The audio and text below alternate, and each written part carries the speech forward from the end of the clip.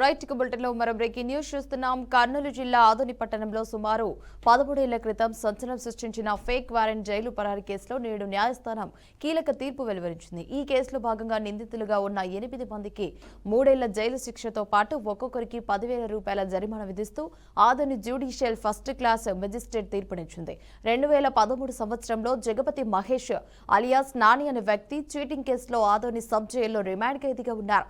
ఆ సమయంలో ముందే పథకం వేసిన నిందితుడు మహేష్ ఆత్మకూరు పోలీస్ స్టేషన్ పేరుతో అయితే నకిలీ వారెంట్ను సృష్టించారు. ఈ కుట్రకు ఆత్మకూరుకు చెందిన కోర్టు క్లర్క్ మధుసూదన్తో పాటు అప్పట్లో మాధవరం పోలీస్ స్టేషన్లో అయితే కానిస్టేబుల్ గా విధులు నిర్వహిస్తున్నట్లయితే రఘునాథ్ సహకరించినట్లు దర్యాప్తులు వెల్లడింది.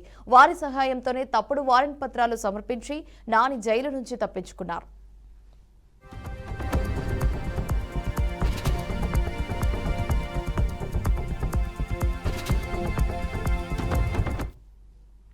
ఇక ఈ ఘటనపై అప్పటి Adoni sub Jailer Adoni 2 town police స్టేషన్లో ఫిర్యాదు చేయడంతో పోలీసులు కేసు నమోదు చేశారు. అప్పటి సీఎస్ శ్రీధర్ ఈ కేసును అత్యంత ప్రతిష్టాత్మకంగా తీసుకుని లోతైన దర్యాప్తు చేపట్టారు. నిందితుడు ఎలా జైలు నుంచి తప్పించుకున్నారు, ఈ కుట్రలో ఎవరెవరు పాల్పంచుకున్నారు అనే కోణంలో విచారణ జరిపి సాంకేతిక ఆధారాలతో సహా నిందితులందరినీ గుర్తించి అరెస్ట్ చేశారు.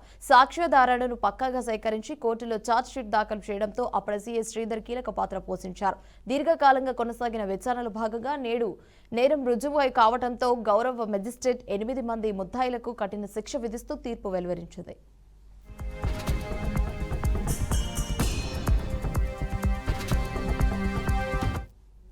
రైట్, ఇక ఇదే అంశానికి సంబంధించి మరింత సమాచారం మా బీఆర్కే ప్రతినిధి బసవరాజ్ ఫోన్ ద్వారా అందిస్తారు. బసవరాజ్, చెప్పండి, దీనికి సంబంధించి అప్డేట్స్ ఏంటి?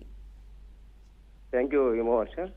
ఏదైతే 2013 కర్నూలు జిల్లా ఆదోన్లో ఒక సంచలనమైన ఇన్సిడెంట్ చోటు చేసుకుంది. అప్పట్లో రిమాండ్ ఖైదీగా ఉన్న జగపతి మహేష్ అనే వ్యక్తి అంటే ఫేక్ వారెంట్తో ఆత్మకూరు కోర్టు నుంచి అక్కడ నుంచి ఒక ఫేక్ వారెంట్ వచ్చిందని అది తీసుకొచ్చి అంటే సబ్ జైలు కావచ్చు, పోలీసులు కావచ్చు, అంటే న్యాయస్థానాల్ని చీటింగ్ చేసి అక్కడ నుంచి తప్పించుకుని పరారైన పరిస్థితులు.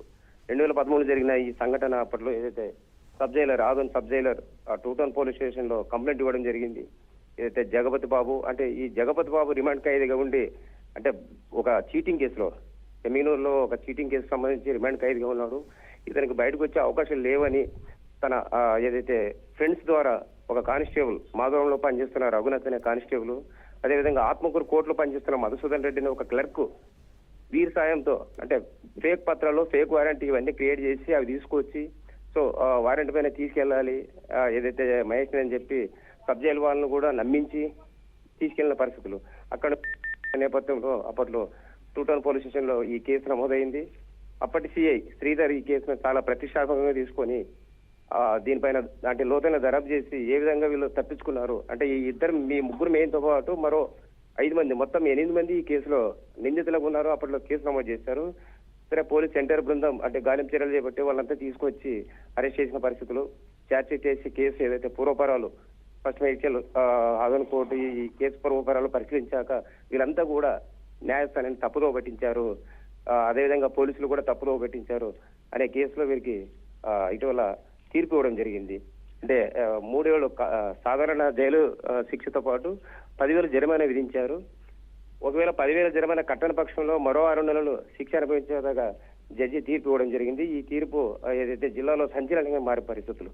మరి ఒకవేళ ఏదైతే A6 గా ఉన్న నిందితుడు హనుమంతుడు అంటే ఈ కేసు విచారణ ఉన్న సమయంలోనే హనుమంతుడు చనిపోవడం జరిగింది. మిగతా 7గురు ఖచ్చితంగా శిక్షలు ఉన్నాయో ఆ విధంగా కోర్టు తీర్పిచ్చిన పరిస్థితుల్లో ఇది సంచలనంగా మారింది.